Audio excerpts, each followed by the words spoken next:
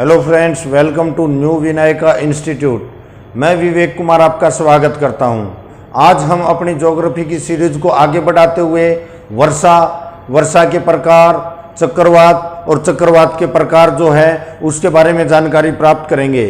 सबसे पहले मैं आपसे बात करता हूं वर्षा क्या होती है। वर्षा जब पृथ्वी पर सूर्य का प्रकाश पहुंचता है तो उससे जल वाष्प बनकर और ऊपर उठने स्टार्ट हो जाते हैं और वायु में घूमने लग जाते हैं। और जैसे ही वे किसी कारण से जैसे ऊपर उठेंगे तो ऊपर टेम्परेचर ठंडा होने की वजह से वे नज़दीक आ जाते हैं और बादलों का रूप ले लेते हैं। और फिर जैसे उच्च या निम्न वायु दाब को देखते हुए उच्च से निम्न की तरफ जाकर मैदानी भागों में या कहीं भी जाकर जैसे मतलब पानी की बूंदों के रूपों में या फिर वर्षा के रूप में या फिर मतलब जैसे बर्फ के रूप में नीचे आते हैं, उसी को हम क्या कहते हैं, वर्षा कहते हैं। स्टूडेंट एक बार फिर बताता हूं, जब सूर्य का प्रकाश आता है तो उसकी वजह से पानी जो पृथ्वी पर है वो जलवाष्प के रूप में ऊपर उठता है और वायु के अंदर जलवाष्प हो जाते हैं और वे जलवाष्प इकट्ठे होकर ऊपर जैसे ही जाएंगे टेम्परेचर कम या ज़्यादा होने की वजह से वे संघनित हो जाते हैं और उसके बाद पानी की बूंद के रूपों में या फिर ये जैसे भी मतलब बर्फ के रूप में नीचे पृथ्वी में आते हैं, उसको हम क्या कहते हैं, वर्षा कहते हैं। वर्षा का पानी क्या करता है स्टूडेंट्स, वर्षा का पानी या तो मतलब बहकर तालाबों में चला जाएगा या दोबारा समुद्रों में चला जाएगा और उसका कुछ भाग क्या है, पृथ्वी के अंदर समा जाता है। ठीक है, इसके बाद हम बात करते हैं वर्षा, जैसे मतलब एक वर्षा और होती है हमारी संघनन क्या होती है, जब जल वाष्प इकट्ठे होकर संघनन वर्षा बोलते हैं हम इसको, जो मैंने अभी बताया ये संघनन वर्षा होती है। जल वाष्प इकट्ठे होकर ऊपर उठते हैं तो अलग अलग टेम्परेचर की वजह से वो क्या होते हैं, जल वाष्प जो है पानी की बूंद के रूपों में इकट्ठा हो जाता है और पानी की बूंद के रूप में जैसे इकट्ठा होगा बूंदों के रूप में और वो नीचे आता, वही हमारी क्या होती है, संघनन वर्षा कहलाती है। स्टूडेंट इसके बाद हम बात करते हैं वर्षा का प्रकार। जो वर्षा के प्रकार है, वर्षा का प्रकार होता है हमारा, जैसे ये संवहनीय वर्षा होती है भाई, कौन सी होती है, संवहनीय वर्षा होती है, पर्वतीय वर्षा होती है, चक्रवाती वर्षा होती है भाई। ठीक है, अब मैं बात करूंगा सबसे पहले संवहनीय वर्षा। इसके अंदर मतलब क्या होते हैं, इसके ये मतलब हमारी है ना, किसकी वजह से होती है, संवहनीय वर्षा जो होती है ना, इसके अंदर मतलब चक्रवात भी बनते हैं। क्या बनते हैं स्टूडेंट, चक्रवात भी बनते हैं। ये पानी जैसे ऊपर उठ के मैंने बताया, जो वर्षा का जो मैंने टाइप बताया है, ये किस प्रकार की वर्षा थी, ये हमारी संवहनीय वर्षा होती है। सूर्य के प्रकाश के कारण जलवाष्प ऊपर उठकर संघनित होकर जैसे ही बरसते हैं पानी या बर्फ के रूप में, तो वही हमारी संवहनीय वर्षा होती है भाई। ठीक है, दूसरी बात, संवहनीय वर्षा जो होती है ये हमारा जैसे पानी जो भी मतलब इसका होता है या तो सागरों में जाएगा और या हमारा किसके अंदर जाएगा भाई, ये हमारा पृथ्वी के अंदर मतलब जैसे भूमि के अंदर समा जाता है भाई। ठीक है, और इसी को हम क्या कहेंगे, जल चक्र कहते हैं। जल चक्र क्या होता है स्टूडेंट्स, पानी जैसे वाष्प के रूप में ऊपर उठा, उसके बाद बारिश के रूप में नीचे आया और जहां से पानी उठा था या तो भूमि से निकला है या फिर वो समुद्रों से या नदियों से, तालाबों से, उसी के अंदर दोबारा जाके मिल गया, वही पूरा प्रोसेस जल चक्र कहलाता है। स्टूडेंट क्या कहलाता है, जल चक्र कहलाता है। अब हम बात करते हैं पर्वतीय वर्षा की। पर्वतीय वर्षा कौन सी होती है, जब जल वाष्प इकट्ठे होकर और ऊपर जैसे बादलों के रूप में जाते हैं और वो पर्वतीय क्षेत्रों में जाकर उलझ जाते हैं और वे ऊपर उठने का प्रयास करते हैं, लेकिन रास्ते में क्या आ जाते हैं, पहाड़ आ जाते हैं और पहाड़ आने की वजह से वे और ज्यादा ऊपर उठकर उन पहाड़ों को क्रॉस नहीं कर पाते हैं और वे वहीं पे बरस जाते हैं। उसको हम क्या बोलते हैं, पर्वतीय वर्षा बोलते हैं। पर्वतीय वर्षा के अंदर सबसे ज्यादा जो वर्षा होती है, विषव की सबसे ज्यादा वर्षा मौसिनराम के अंदर होती है, जो मेघालय के अंदर है भाई। मौसिनराम के अंदर विषव में सबसे ज्यादा वर्षा होती है, जो कि हमारा कहां पर है, मेघालय के अंदर है। दूसरी बात, यहाँ पर कीपनुमा घाटी होने की वजह से बादल अंदर तो चले जाते हैं लेकिन बाहर नहीं निकल पाते और वो वहीं बरस जाते हैं। इसीलिए हमारा क्या होता है, मौसिनराम विषय में सबसे ज्यादा बरसाती क्षेत्र रहेगा। इसके बाद हम बात करते हैं चक्रवाती वर्षा।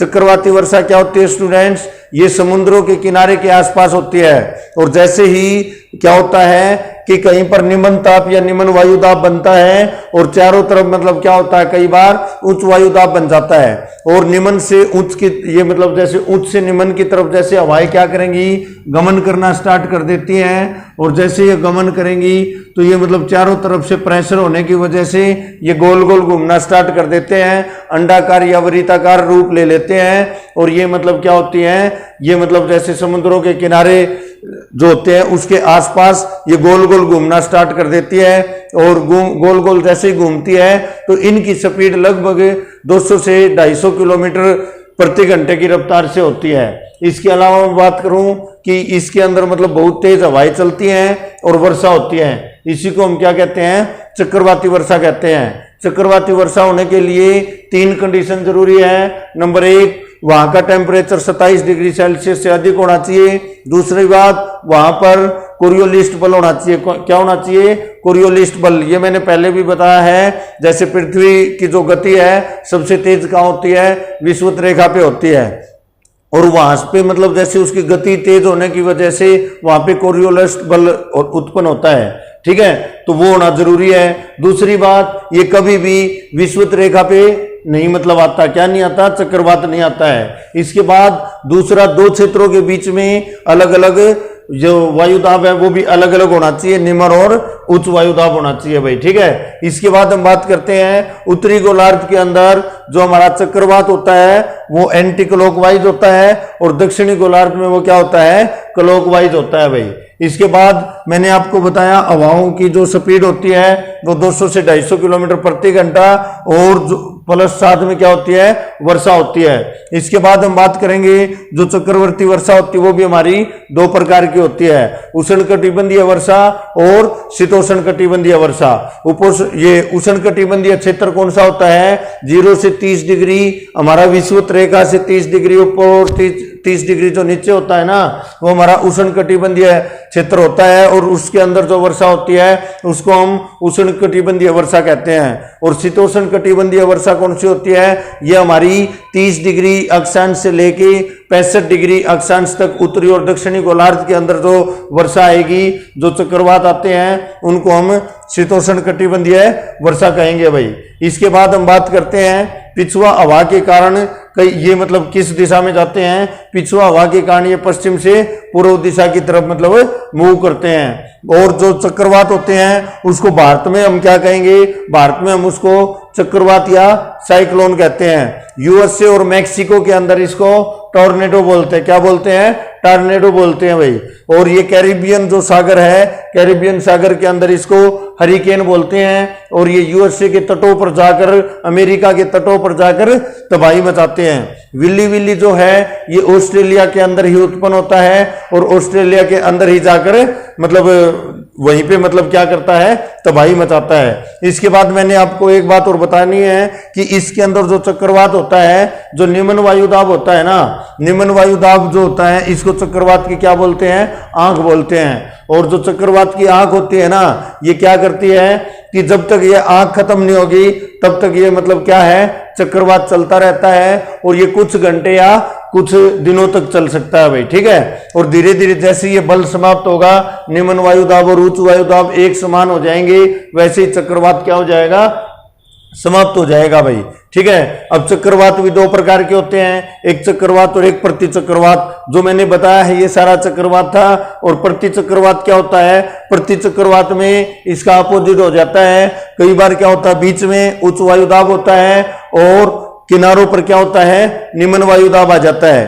फिर हवा क्या करती है, अंदर से बाहर की तरफ निकलना स्टार्ट करती है, और जैसे वो बाहर निकलती है तो मतलब इसके अंदर क्या होता है, ये मतलब गोल गोल घूमना स्टार्ट कर देता है, और प्रति चक्रवात कभी भारत में नहीं आता है भाई, ठीक है। और ये मैंने आपको बताया चक्रवात जो है वो उत्तरी गोलार्ध में एंटी क्लॉकवाइज और दक्षिणी गोलार्ध में क्लॉकवाइज चलता है। और प्रति चक्रवात जो होता है ये बिल्कुल अपोजिट होता है, उत्तरी गोलार्ध के अंदर ये क्लॉकवाइज और दक्षिणी गोलार्ध में ये एंटी क्लॉकवाइज चलता है। तो इस प्रकार से मैंने ये चैप्टर करवाया, एक बार रिवाइज करवाता हूं। वर्षा, जब सूर्य के प्रकाश के कारण जल वाष्प ऊपर उठते हैं और वो इकट्ठे होकर और पानी की बूंद की जैसे रूप में, यानी कि जैसे ऊपर उठेंगे टेम्परेचर क्या हो जाएगा अलग अलग, और वो पानी की बूंद बन जाती है। या फिर वर्षा, ज्यादा टेम्परेचर कम होगा तो वहां पर मतलब क्या होती है, बर्फ के रूप में वो नीचे आते हैं, उसको वर्षा कहते हैं। और ये 3 प्रकार की मैंने बताई, सवहनीय वर्षा, पर्वतीय वर्षा पर्वतों में, और चक्रवाती वर्षा। ठीक है, चक्रवात होने के लिए 3 कंडीशन मस्ट है। कौन सी? 27 डिग्री से अधिक टेम्परेचर होना चाहिए, कोरियोलिस्ट बल का होना चाहिए, और 2 क्षेत्रों का अलग अलग वायु दाब होना जरूरी है। ठीक है, और ये कभी विषुवत रेखा पर नहीं आती है। अलग अलग मैंने बता दिया, भारत में इसको चक्रवात कहते हैं या साइक्लोन कहते हैं, यूएसए मैक्सिको के अंदर इसको टोर्नेडो बोलते हैं, कैरिबियन सागर में इसको हरिकेन बोलते हैं, और विल्ली विल्ली इसको ऑस्ट्रेलिया के अंदर बोलते हैं। 2 प्रकार के बताए, चक्रवात और प्रति चक्रवात। प्रति चक्रवात में उल्टा होता है, बीच में उच्च वायुदाब और किनारों पर निम्न वायुदाब होता है। इस प्रकार से स्टूडेंट्स हमारा जो ये टॉपिक है ये हम कंप्लीट करते हुए मैं आपसे विदा चाहूंगा। धन्यवाद। जय हिंद, जय भारत।